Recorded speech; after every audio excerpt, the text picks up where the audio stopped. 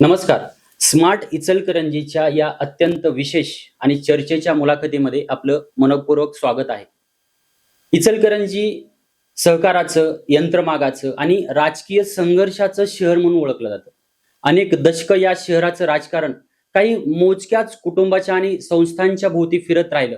पण अशा काळात संघर्ष, आंदोलन, उपोषण आणि कार्यकर्त्यांच्या जोरावर भारतीय जनता पार्टीला या शहरात उभं करणाऱ्या नेतृत्वापैकी एक मोठं नाव म्हणजे सुरेश हळवणकर साहेब. 2009 साली इचलकरंजीतून भारतीय जनता पार्टीचे पहिले आमदार म्हणून निवडून येत त्यांची शहराच्या राजकारणात मोठा बदल त्यांनी केला. 10 वर्ष आमदार म्हणून काम, पक्ष संघटन, महत्वाची जबाबदारी, भाजपचे माजी प्रदेश उपाध्यक्ष म्हणून राज्यभर प्रभाव आणि सर्वात महत्वाचं म्हणजे गेले 40-45 वर्ष एकाच विचारधारेशी कायम प्रामाणिक राहिलेलं नेतृत्व. तसेच आज त्यांच्या वाढदिवसानिमित्त शहरात प्रथमच लोकोत्सव सारखा उत्सव साजरा होत आहे. विशेष म्हणजे हा उत्सव सत्तेच्या ताकदीवर नाही, तर संघर्षाच्या काळात सोबत उभा राहिलेल्या कार्यकर्त्यांच्या प्रेमावर उभा आहे. आणि याच पार्श्वभूमीवर सध्या बदललेली भाजप, नाराज कार्यकर्ते, अपूर्ण विकास कामं आणि इचलकरंजीच्या राजकारणाचं पुढचं चित्र या सगळ्यांवर आज आपण स्पष्ट आणि थेट संवाद करणार आहोत. तर साहेब, स्मार्ट इचलकरंजीच्या विशेष मुलाखतीमध्ये तुमचं खूप खूप स्वागत. नमस्कार. प्रथम आपल्या येऊ घातलेल्या 2 जूनच्या वाढदिवसानिमित्त तुम्हाला सर्वात आधी वाढदिवसाच्या खूप खूप शुभेच्छा. माझा पहिला एक वाढदिवसाला अनुसरून एक प्रश्न आहे की ज्या वेळेस भाजपचे सुरुवात तुम्ही केली, 40-45 वर्ष झाला आज आपण भाजप बरोबर काम करत आहात. इथून मागच्या काळामध्ये तुमचा वाढदिवस एवढ्या मोठ्या प्रमाणावरती कधीही साजरा झालेला दिसला नाही. पण आता कार्यकर्त्यांकडून कार्यकर्ते हे खूप मोठ्या प्रमाणावरती आपला वाढदिवस साजरा करत आहेत. त्याच्यामध्ये त्यांचं प्रेम असेल किंवा 7 दिवस सलग आपलं वाढदिवसाचा सप्ताह होतोय, त्याबद्दल आपण कशा पद्धतीने बघताय? एकतर वाढदिवस हा मी माझ्या 10 वर्षाच्या आमदारकीच्या काळामध्ये किंवा राजकीय जीवनातल्या 46 वर्षामध्ये मी वाढदिवस कधीही केला नाही.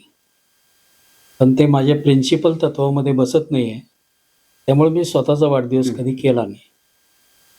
पण यावेळी कार्यकर्त्यांनी अकस्मात कार्यकर्त्यांच्या मनामध्ये एक उत्साह निर्माण झाला आणि कार्यकर्त्यांनी स्वतःहूनच स्वखर्चातून हा वाढदिवस सेवा प्रकल्प या माध्यमातून करायचा त्यांनी निर्णय घेतला आणि तो त्यांच्या पातळीवरचा आहे. येस. आणि याचा मला अनुभव आहे की मला याचा आनंद आहे की कदाचित कोल्हापूर जिल्ह्यामध्ये काही मोजक्या नेत्यांच्या मध्ये माझा समावेश असेल की कार्यकर्ते स्वतःहून आपल्या नेत्याचा वाढदिवस साजरा करतायत. बरोबर. अशी ही घटना माझ्या मते जिल्ह्यातली प्रमुख नेत्यांच्या मधली एक माझ्या बाबतीत घडलेला एक अत्यंत आनंद देणारी घटना आहे. बरोबर. आणि हा जनतेच्या उपयोगी व्हावा अशी माझी भावना आहे. हे जे काही सगळं नियोजन वगैरे चालू होतं, असं आम्हाला समजतंय की मागच्या 2 दिवसापर्यंत तुम्हाला हे काही गोष्टी माहित पण नव्हत्या की काय करायला लागलेत वगैरे. तर हे जे काही कार्यकर्त्यांचं असलेलं प्रेम, किंवा आज जर बघितलं इचलकरंजी शहरामध्ये सत्ताधारी नगरसेवक असतील किंवा काही ठराविक कार्यकर्ते असतील, नेते असतील, जनता असेल, एवढंच नाही तर विरोधक सुद्धा हळवणकरांचं नाव आदराने घेतात. हे तुम्ही त्यांच्या मनामध्ये कसं कोरलंय? एक तर माझ्या राजकीय जीवनाची, राजकारणाची सुरुवातच ही जनतेच्या प्रती उत्तरदायित्व करण्याच्या भावनेतनं, जनता हे कुटुंब म्हणून काम करण्याची माझी पूर्वीपासूनची पद्धत असल्यामुळे कदाचित कार्यकर्त्यांच्या मनामध्ये, जनतेच्या मनामध्ये, विरोधकांच्या मनामध्ये ही आपुलकीची भावना असू शकते. बरोबर. आता ज्यावेळेस भाजप खूप 40-45 वर्षापूर्वी तुम्ही सुरुवात केली, त्याच्यामध्ये खूप ताकदीने काम केलं. तुम्ही एक बूथ आणि 10 यूथची संकल्पना जी आहे ती आपल्या शहरामध्ये तुम्ही राबवली. त्याचा जो काही संघर्ष आहे, ते जे सगळ्या गोष्टी करत आलाय. आणि आज जर बघितलं तर इचलकरंजी शहरामधलं राजकीय वातावरण, जो काही गटतट तिथं निर्माण होत आहेत किंवा कार्यकर्त्यांमध्ये जो काही असंतोष निर्माण झालाय, जी जुने कार्यकर्ते आहेत त्यांच्यामध्ये कुठंतरी डावललं गेल्याचं बोललं जाते, राजकीय विश्लेषक ह्यामध्ये बोलतात, तर त्याच्याकडे तुम्ही कशा पद्धतीने बघताय? एकतर मुळात भारतीय जनता पार्टीचं जे संघटन आहे, भारतीय जनता पार्टी क्यों बडी है, तो वो संघटन के ऊपर खडी आहे असं Yes. देशभरामध्ये म्हटलं जातं.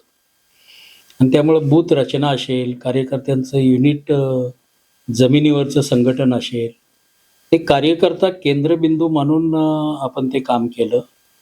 आणि मी 10 वर्षे आमदार असताना हं. जसं एक लेखाजोखाच्या माध्यमातनं जनतेचा सेवक या माध्यमातून मी या वर्षभरामध्ये काय काम केलं त्याचा अहवाल जनतेला प्रकाशित करत होतो.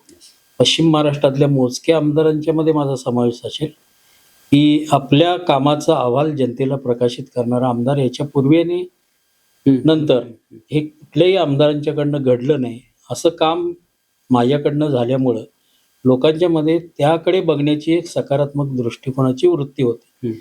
पण अलीकडच्या काळामध्ये आम्ही पारंपरिक विरोधक आवाडे आणि आम्ही दोघांचाही संघर्ष गेली 15-20 वर्ष एकमेकाच्या विरोधामध्ये राहिलेला आहे.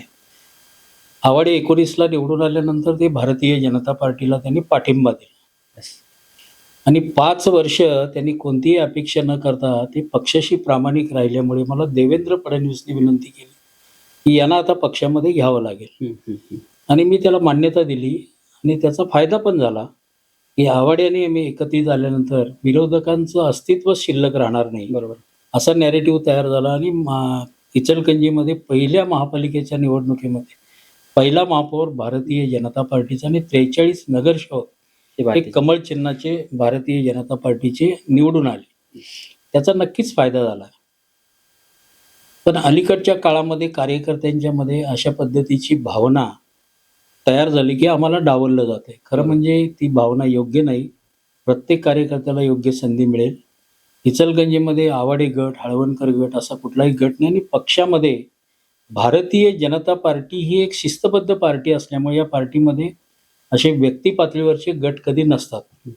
आणि माझी या निमित्तानं कार्यकर्त्यांना विनंती आहे की यापासून थोडं बाजूला गेला तर निश्चितपणानं ज्या जनतेने आपल्यावर विश्वास टाकलेला आहे भारतीय जनता पार्टीवर, त्या जनतेला योग्य वाटेल असं आचरण आपलं असलं पाहिजे.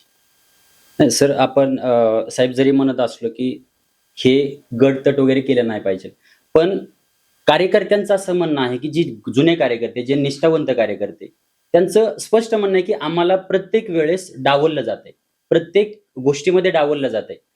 जर उदाहरण बघायचं म्हणलं तरी जे काही निवडी झाल्या त्या निवडीमध्ये बऱ्याच मंडळांमध्ये जुन्या कार्यकर्त्यांना कुठंच गृहीत धरलं गेलेलं नाहीये. याच्याकडे तुम्ही कसं बघता? मंडळाच्या निवडी असतील, महापालिकेतल्या पदाधिकाऱ्यांच्या निवडी असतील, यामध्ये जिल्ह्याचे आमचे नेते चंद्रकांत दादा पाटील, प्रकाश आवाडे, मी राहुल आवाडे अशी आमची एकत्रित बैठक होऊन समन्वयाने या निवडी झालेल्या आहेत. त्याच्यामध्ये कोणालाही डावलल्याचा भाग नाही आहे. आत्ता ज्याला संधी मिळाली नाही त्याला पुढे मिळणार नाही असं नाही आहे, तर ती त्याला नक्की पुढच्या काळामध्ये संधी दिली जाईल. राज्य पातळीवर, जिल्हा पातळीवर, पक्ष पातळीवर या प्रत्येक कार्यकर्त्याचा योग्य ते सन्मान ठेवला जाईल. खरं म्हणजे कार्यकर्त्यांच्या मनामध्ये अशी भावना असणं योग्य नाही. बऱ्याच कार्यकर्त्यांचं असं की आम्हाला नाही मिळालं तरी चालेल, पण साहेबांचं काय? तर इथून पुढच्या काळामध्ये भारतीय जनता पार्टीमध्ये सुरेशराव हळवणकर साहेब किंवा कार्यकर्त्यांचं भवितव्य काय असेल? भवितव्य आमचं चांगलंच असणार आहे की भारतीय जनता पार्टीने मला 3 वेळा विधानसभेचं तिकीट दिलं. 2 जिंकल्या, 1 निवडणूक मी हारलो. मला नगरपालिकेला तिकीट दिलं, मला उपाध्यक्ष केलं, मला विरोधी पक्ष नेता केलं, प्रदेश उपाध्यक्ष केलं, प्रदेशाचा महामंत्री केलं, प्रदेश अध्यक्ष पदापर्यंत माझं नाव कोर कमिटीमध्ये निर्णय झाला होता. अशा पद्धतीनं भारतीय जनता पार्टीने माझा त्या ठिकाणी विशिष्ट जागी सन्मान दिला असताना अजून काही मिळावं अशी खरंच माझी भावना नाही आहे. पण पार्टीने जर योग्य निर्णय केला तर, आणि पार्टी योग्य वेळेला योग्य निर्णय करत असते, थोडा संयम कार्यकर्त्यांनी धरला तर निश्चितपणानं पुढे भारतीय जनता पार्टीमध्ये आमचं स्थान हे मानाचंच असेल. पण इचलकरंजी सारख्या ठिकाणी आज बोटावर मोजणे इतपत कार्यकर्ते होते भारतीय जनता पार्टीचे. एवढं आज बोटा मोजणाऱ्या कार्यकर्त्यांच्या जीवावरती आज आपण सत्तेमध्ये आहोत.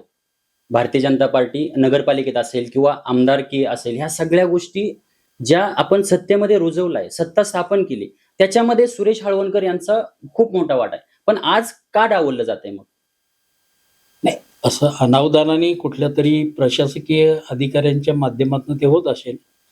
जाणून बुजून पक्षीय पातळीवर आज मी नांदेडला अभ्यास वर्गाला जाऊन आलो.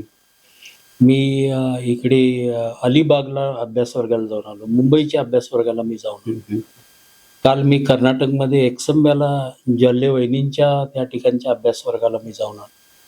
2 दिवसानंतर 3 जिल्ह्याचा एक अभ्यास वर्ग इचलकरंजीमध्ये होता. पक्षाच्या विविध ठिकाणी सन्मानाने भारतीय जनता पार्टीला आम्हाला बोलवलंच जातं. भारतीय जनता पार्टी प्रशासकीय कामामध्ये कदाचित प्रोटोकॉलनुसार विद्यमान आमदार, विद्यमान खासदार याच्यामध्ये माजी आमदारांना बोलवण्याचा प्रोटोकॉल नसल्यामुळे कदाचित अधिकाऱ्यांच्याकडनं ते मिसअंडरस्टँडिंग झालं असेल. कार्यकर्त्यांनी समजून घेण्याची आवश्यकता आहे. जाणून बुजून कुठेही डावललं जात नाही. साहेब, तुम्ही आमदार असताना आपले जे IGM हॉस्पिटल आहे ते राज्य शासनाकडे हस्तांतरित करण्यात आलं. त्यानंतर तुमचे जे इचलकरंजीला पाणी देण्याची जी योजना होती, कुठली वारणा योजना, त्याचबरोबर आपलं जे शिवतीर्थचं काम झालं, ते काम करत असताना, ही जी काही सगळी कामं करत असताना, किंवा शहापूर खनीचा सुद्धा तुमचं एक खूप मोठं विजन होतं, तो चांगला प्रस्ताव होता. पण ही सगळी कामं करत असताना कुठंतरी मागं ओढण्यासाठी म्हणा किंवा काहीतरी त्याच्यामध्ये राजकारण झालं असं वाटतंय तुम्हाला? एकतर माझ्या कारकिर्दीमध्ये शिवतीर्थ शहापूरमध्ये जी खण होती ती रंकाळ्यासारखं डेव्हलप करण्याचा आपण प्रयत्न केला. त्यानंतर इचलकरंजीमध्ये पिण्याच्या पाण्याच्या प्रश्नासाठी काळामवाडीची योजना मंजूर झाली. ती खर्चिक असल्यामुळं मुख्यमंत्र्यांनी विनंती करून मला दानोळीची योजना मंजूर केली. आणि तिथल्या स्थानिक शेतकऱ्यांचा आणि स्थानिक नेत्यांचा राजकीय विरोधामुळे ती योजना त्या ठिकाणी बारगळली. नंतरच्या काळामध्ये सुळकुडची योजना मंजूर केली. माननीय मुख्यमंत्र्यांनी इचलकरंजीला लागेल त्यावेळेला निधी आणि लागेल त्या योजना मंजूर केल्या. पण त्या ठिकाणच्या लोकांनी राजकारणासाठी पिण्याच्या पाण्याला खरं म्हणजे विरोध असता कामा नये. आणि शासनाचा नियम आहे की पहिलं पाणी पिण्याला, नंतर शेतीला, नंतर उद्योगाला. त्यामुळे प्राधान्य पिण्याच्या पाण्याला द्यावं अशा पद्धतीची भावना आहे. आणि ती योजना आत्ताही सुळकुड योजनेच्या मंजुरीसाठी समन्वय करण्याचा आमचा प्रयत्न आहे. त्याला वेळ लागेल. पण दरम्यानच्या काळामध्ये सन्माननीय मुख्यमंत्र्यांनी इचलकरंजीमध्ये 6 पिण्याच्या पाण्याच्या टाक्या 100 कोटी रुपयाचा पाण्याचं शुद्धीकरण करणारा प्रकल्प इचलकरंजी शहरामध्ये, त्यानंतर पंचगंगा नदीची पाईपलाईन दुरुस्ती करण्यासाठी पैसे, कृष्णेची पाईपलाईन दुरुस्त करण्यासाठी पैसे, कट्टीमोळमधनं 1 TMC पाणी, असं पुढच्या 50 वर्षामध्ये इचलकरंजीला पाणी कमी पडणार नाही इतके आपले आहेत ते पाण्याचे स्रोत व्यवस्थित करून ट्रीटेड वॉटर हे इचलकरंजीला दररोज 1 दिवस देण्यासाठी येणाऱ्या 6 महिन्यामध्ये हे सगळं कार्यान्वित होईल अशा पद्धतीची योजना मार्गी लागलेली आहे. ती मुख्यमंत्र्यांच्यामुळेच आहे. साहेब, पण काय होतंय, जवळजवळ खूप वर्षापासून हा पाण्याचा प्रश्न तसं जर बघितला तर रेंगाळत पडलेला आहे. इचलकरंजीला शुद्ध व पिण्यायोग्य पाण्याने मुबलक पाणी मिळत नाहीये. मला वाटतं खूप दिवसापूर्वी अण्णांनी सुद्धा घोषणा केलेली, मी पाणी देणार.